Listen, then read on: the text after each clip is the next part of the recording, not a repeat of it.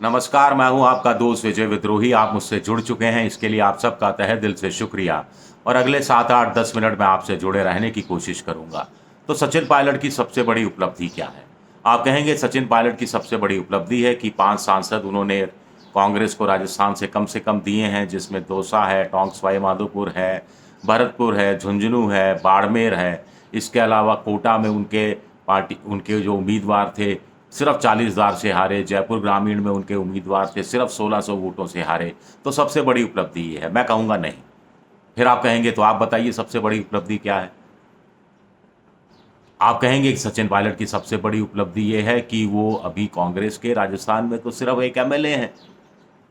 ना तो वो विपक्ष के नेता हैं, ना प्रदेश अध्यक्ष हैं। फिर भी उनके पिता स्वर्गीय किसान नेता राजेश पायलट की पुण्यतिथि के मौके पर करीब एक तिहाई सांसद यानी 8 सांसद, 40% विधायक यानी करीब 36-38 विधायक, और माफ़ कीजिएगा 25-26 विधायक और 36 पूर्व मंत्री एमएलए पहुंचते हैं दौसा।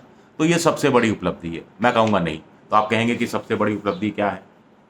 तो क्या सबसे बड़ी उपलब्धि उनकी ये है कि पुण्यतिथि पर सिर्फ पूर्वी राजस्थान के यानी दौसा, करौली, भरतपुर, धौलपुर, सवाई माधोपुर, टोंक और कुछ हद तक अलवर, यहाँ के लोग नहीं पहुँचते। मेवाड़ से आते हैं, मारवाड़ से आते हैं, शेखावटी से आते हैं, बड़ी संख्या में जाट नेता आते हैं, छोटे जाट नेता, बड़े जाट नेता सब आते हैं। तो सबसे बड़ी उपलब्धि सचिन पायलट की क्या ये है? मैं कहूँगा नहीं है। आप कहेंगे कि सचिन पायलट की सबसे बड़ी उपलब्धि फिर ये है कि वो सिर्फ गुर्जरों के नेता नहीं हैं। इतनी बड़ी संख्या में अलग-अलग जातियों के लोग पहुँचे, जाट खास तौर से पहुँचे, यानी 36 कौम के नेता सचिन पायलट बन गए हैं। तो सबसे बड़ी उपलब्धि ये है? मैं कहूँगा नहीं। फिर आप पूछेंगे तो फिर सचिन पायलट की सबसे बड़ी उपलब्धि क्या है? देखिए, सबसे बड़ा नेता कौन होता है? बड़ा नेता वो होता है जो अपनी जाति का वोट जिसे चाहे ट्रांसफ़र करा दे, विपरीत परिस्थितियों में ट्रांसफ़र कराने में कामयाब हो जाए और दूसरी नाराज़ जातियों का वोट अपने पक्ष में डलवाने में कामयाब हो जाए। तो लोकसभा चुनाव के संदर्भ में देखा जाए तो सचिन पायलट काफ़ी हद तक कामयाब हुए। अपना जो गुर्जर वोट बैंक है उसको वो ट्रांसफ़र कराने में कामयाब हुए, चाहे वो टोंक सवाई माधोपुर हो, चाहे वो दौसा हो, चाहे कुछ दूसरे इलाके हों, जयपुर ग्रामीण की सीट ही क्यों ना हो, अलवर ही क्यों ना हो। तो सबसे बड़ी उपलब्धि ये हो गई। और क्या चाहिए भाई बड़े नेता के बारे में? लेकिन मैं कहूँगा नहीं, सचिन पायलट की सबसे बड़ी उपलब्धि ये भी नहीं है। तो आप बताइए सचिन पायलट की सबसे बड़ी उपलब्धि क्या है? युवाओं को आगे बढ़ाया, युवा नेतृत्व को आगे बढ़ाया। अभी खुद 45-46 साल के हैं, फिर भी युवा नेतृत्व को आगे बढ़ा रहे हैं। जबकि यहाँ तो 70 साल के, 80 साल के जो बुजुर्ग नेता हो जाते हैं कांग्रेस में, वो भी कब्र पे पाँव लटकाए बैठे रहते हैं। वो भी चाहते हैं कि युवाओं में से कोई आगे बढ़े तो उनका 50 साल का बेटा आगे बढ़ जाए, 55 साल की बहू आगे बढ़ जाए, बाहर का कोई युवा आगे नहीं बढ़े। लेकिन सचिन पायलट ने आगे बढ़ाया। उनमें से कुछ, अभी संजना जाटव देखिए 26 साल की है, लोकसभा पहुंची है। तो सबसे बड़ी उपलब्धि सचिन पायलट की ये है? मैं कहूँगा नहीं। तो फिर आप कहेंगे तो फिर आखिर सचिन पायलट की उपलब्धि क्या है? क्यों मैं जलेबियाँ बना रहा हूँ, घुमा फिरा रहा हूँ, अपना वीडियो लंबा करने की कोशिश कर रहा हूँ? कतई मेरी ये मंशा नहीं है। देखिए, मेरी नज़र में, चलिए आपका सब्र का बांध टूट रहा है, मैं आपको बता देता हूँ। मेरी नज़र में सचिन पायलट की सबसे बड़ी उपलब्धि क्या है? मेरी नज़र में सचिन पायलट की सबसे बड़ी उपलब्धि ये है कि एक ही झटके में सचिन पायलट ने राजस्थान में बीजेपी को 5 साल, 8 साल, कुछ लोग कह रहे हैं 10 साल पीछे कर दिया है। आप कहेंगे सचिन पायलट ने बीजेपी को 10 साल कैसे पीछे कर दिया? बीजेपी ने संघ के साथ जो जातियों का ताना-बाना बनाया था, उसे सचिन पायलट ने छिन-भिन कर दिया। अब ये ताना-बाना क्या था? बीजेपी संघ के साथ आदिवासी इलाकों में देखिए संघ काम करता है, दूसरे इलाकों में संघ काम करता है। बॉर्डर का इलाका जो पाकिस्तान से सटा हुआ है, चाहे वो बीकानेर का इलाका हो, चाहे गंगानगर का इलाका हो, चाहे फिर ख़ास तौर से बाड़मेर और का इलाका हो, वहाँ पर संघ का काम है। हर जगह संघ का काम है। शहर में, जयपुर शहर, उसके आस-पास भी संघ का बहुत काम है, शहरी क्षेत्रों में, गाँव में। तो संघ ने 2 काम किए पिछले 10 साल में, और राज्यों में भी किए, राजस्थान में भी किए। एक, दलित, एससी, एसटी, आदिवासी, ओबीसी वोट बैंक को अपने साथ लिया। जैसे सवर्ण थे, सिर्फ सवर्णों के आधार पर बीजेपी सत्ता में आ नहीं सकती थी।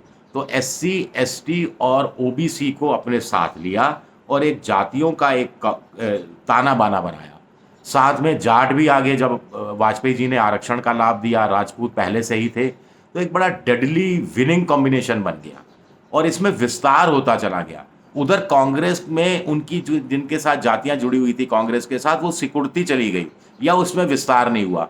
मीणा भी बीजेपी के साथ थे, तो जाट हो गए, राजपूत हो गए, मीणा हो गए, एससी एसटी ओबीसी, इनमें से कुछ आ ही गए उसमें से वर्ग में, जैसे जाट ओबीसी में आ गए, मीणा एसटी में आ गए, तो एक डेडली कॉम्बिनेशन बनाया। दूसरा सबसे खतरनाक काम कांग्रेस की दृष्टि से बीजेपी ने क्या किया राजस्थान में पिछले 10 साल में, अब ये जो वोट बैंक बनाया था एससी एसटी ओबीसी का, उस वोट बैंक को उन्होंने हिंदू वोट बैंक में तब्दील करना शुरू किया। यानी एससी एसटी ओबीसी जब वोट देने जाए तो हिंदू बनकर वोट दे, उग्र हिंदुत्व में यकीन करने के रूप में वोट दे। जैसे बीजेपी को सवर्ण जाति का जो हिंदू है वो वोट देता है, ऐसे ही ये दलित हिंदू, ओबीसी हिंदू, आदिवासी हिंदू, हिंदू बनकर वोट दे। राम मंदिर का प्रभाव, रामलला का अभी भव्य मंदिर खुला, राजस्थान की सरकार ने बसें की सेवा शुरू कर दी, फ्लाइट शुरू हो गई, ट्रेन शुरू हो गई, हालांकि बाद में बंद करनी पड़ी क्योंकि सवारियां ही नहीं मिली, वो कहानी अलग है। तो ये कॉम्बिनेशन बनाया। अब सचिन पायलट ने क्या किया कि एक झटके में इस सारी मेहनत पर पानी फेर दिया। आप कोई एक सीट देख लीजिए, गुर्जर मीणा के कारण बीजेपी कांग्रेस जीती, टोंक सवाई माधोपुर को भी जोड़ दीजिए, दौसा को जोड़ दीजिए, जाट हो गए, मुस्लिम हो गए, मेघवाल हो गए बाड़मेर में, ये कॉम्बिनेशन काम आया।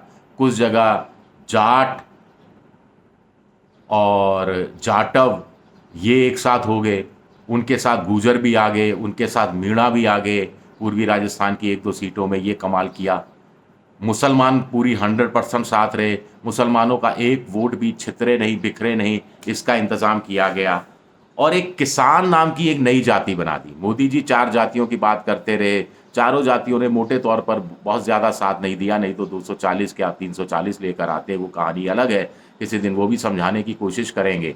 लेकिन राजस्थान में एक किसान जाति बना दी जिसमें एससी एसटी ओबीसी सवर्ण मुसलमान सारे किसान शामिल हो गए। गंगानगर की सीट भी शायद इस कारण निकली। शेखावटी में भी इस किसान जाति का बहुत बड़ा असर रहा, जो कांग्रेस ने बीजेपी का सुपड़ा साफ कर दिया शेखावटी में। और सचिन पायलट की भी इसमें एक अच्छी खासी भूमिका रही, सिर्फ उनकी नहीं रही, और नेताओं की भी रही, लेकिन सचिन पायलट ने एक तरह से अगुवाई की। वो पूरे राजस्थान में छितरे रहे, हर जगह दिखाई दिए, सभाओं में जाते हुए, भाषण देते हुए, अलग अलग जातियों को लामबंद करते हुए। तो मेरे ख्याल से सचिन पायलट की सबसे बड़ी उपलब्धि ये रही है। तो अब सबसे बड़ी उपलब्धि ये रही, बीजेपी 10 साल पीछे हो गई। अब सचिन पायलट आखिर चाहते क्या हैं, और राहुल गांधी उनको वो देना क्यों नहीं चाह रहे, उनके हाथ में कुछ रख क्यों नहीं रहे, और क्या कोई प्रूव करेगा। मैं ये सोच के डूबा कि वो बचा लेगा, इसके बाद वो मेरा इम्तिहान क्या लेगा। तो अब किस इम्तिहान का इंतजार कर रहे हैं राहुल गांधी, जो सचिन पायलट को पास करना है। सबसे बड़ा इम्तिहान लोकसभा चुनाव का था, पास कर लिया। स्वाभाविक है वो चाहते हैं 2028 में कांग्रेस जीतती है तो वो मुख्यमंत्री बने और कोई भी रुकावट उनकी राह में नहीं रहे। इसका रास्ता क्यों आसान नहीं करते, इसका रास्ता बनाने की कोशिश राहुल गांधी क्यों नहीं करते। क्योंकि बीजेपी का जातियों का समीकरण बिगड़ा है, तो बीजेपी इसको सुधारने में अभी से लग गई है। लोकसभा चुनाव जीतने के बाद 4-4 मंत्री राजस्थान से देने की बीजेपी को कतई ज़रूरत नहीं थी, लेकिन एक राजपूत, एक जाट और 2 ओबीसी समझ लीजिए, एक यादव हो गया, एक जाट हो गया, एक दलित हो गया, एक राजपूत हो गया, तो ये साधने की कोशिश कर रही है। और जो सचिन पायलट के जरिए कांग्रेस जातियां साध चुकी हैं, उनको अपने साथ बनाए रखना ज़रूरी है। इसमें सचिन पायलट की भूमिका महत्वपूर्ण हो सकती है। शुक्रिया मेरा ये वीडियो देखने के लिए। पसंद आए तो लाइक कीजिए, सब्सक्राइब कीजिए और शेयर कीजिए। शुक्रिया आप सबका, बहुत बहुत शुक्रिया।